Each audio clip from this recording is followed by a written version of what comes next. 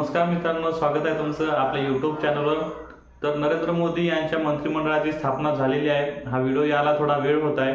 तर मंत्रिमंडळ जे आहे हे कसं काम करते आणि कोणतं मंत्रिपद चांगलं आहे आणि कोणत्या मंत्र्याला किती पगार मिळतो हे आपण या व्हिडिओमध्ये पाहणार आहोत। यांची तिसऱ्यांदा जे आहे त्यांनी पंतप्रधान पद हे सांभाळलेलं आहे। त्यांची सरकार जी आहे ही तिसरी वेळा बनलेली आहे। यावेळेस पंतप्रधान मोदी यांच्या बीजेपीला पूर्ण बहुमत नाही मिळालं, पण त्यांना जे आहे सरकार बनवण्याची संधी यावेळी सुद्धा मिळालेली आहे।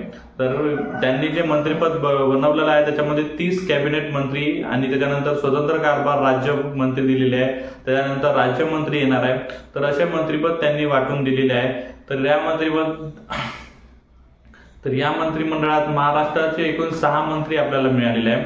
तर पाहूया कॅबिनेट मंत्री काय असते। तर कॅबिनेट मंत्री जे आहे हे पंतप्रधानाच्या अंडर काम करत असते, म्हणजे 30च्या 30 कॅबिनेट मंत्री जे आहे हे पंतप्रधान नरेंद्र मोदी यांच्या मार्गदर्शनाखाली काम करतात आणि जे रिपोर्ट आहे त्यांनी पंतप्रधान मोदी यांना देणार आहे। जर मोदीजींनी कोणती बैठक बोलवली किंवा कोणती जर त्यांनी सभा घेतली त्यामध्ये कॅबिनेट मंत्री यांचा सहभाग असणे आवश्यक असते आणि एका कॅबिनेट मंत्र्याला 2,32,000 रुपये हा पगार असतो आणि 5 वर्षापर्यंत त्यांच्याकडे मंत्रिपद ठेवल्या जात असते।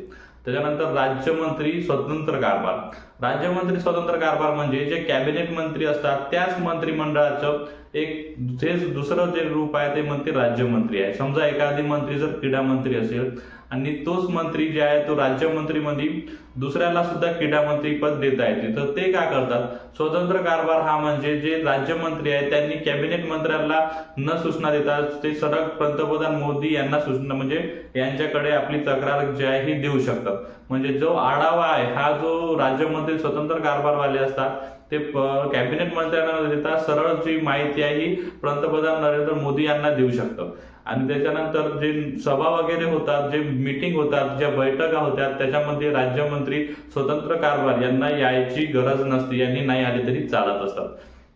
त्याच्यानंतर जे आहे हे राज्यमंत्री, तर राज्यमंत्री पद जे आहे आपण त्याला कॅबिनेट मंत्र्याचं उपपद असं म्हणू शकतो आपण। जर एखादा कॅबिनेट मंत्री जर हा सुट्टीवर वगैरे असेल किंवा रजेवर असेल तर त्याच्या जागी राज्यमंत्री हा तो कारभार सांभाळू शकतो। एका राज्यमंत्र्याला 2 पदे सुद्धा मिळू शकतात।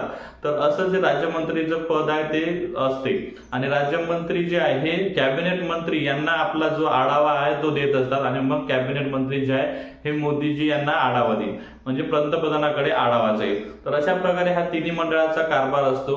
तर कॅबिनेट मंत्री यांचा पगार मी सांगितला, राज्यमंत्री स्वतंत्र कारभार यांना 2,31,000 रुपये पगार असतो, तर राज्यमंत्री यांना 2,30,000 रुपये, म्हणजे 1,000चा फरक आहे। आणि त्याच्यानंतर अलाउन्सेस वगैरे मिळून त्याचा पगार हा चांगला प्रकार जातो आणि पूर्ण देशाचं मंत्रिपद तर त्याच्याकडे असतेच। तर अशा प्रकारे मंत्रिमंडळाची माहिती आहे। तर तुम्हाला अजून अशी कोणती माहिती करून घ्यायची असेल किंवा राजकारणाविषयी कोणती तरी तुमच्या मनात शंका असेल तर आम्हाला कमेंट करून सांगा। आम्ही आपल्या या चॅनलवर त्याचे व्हिडिओ बनवू आणि ह्या चॅनलला जास्तीत जास्त सबस्क्राईब करा आणि आपला व्हिडिओ जो आहे हा जास्तीत जास्त शेअर करा।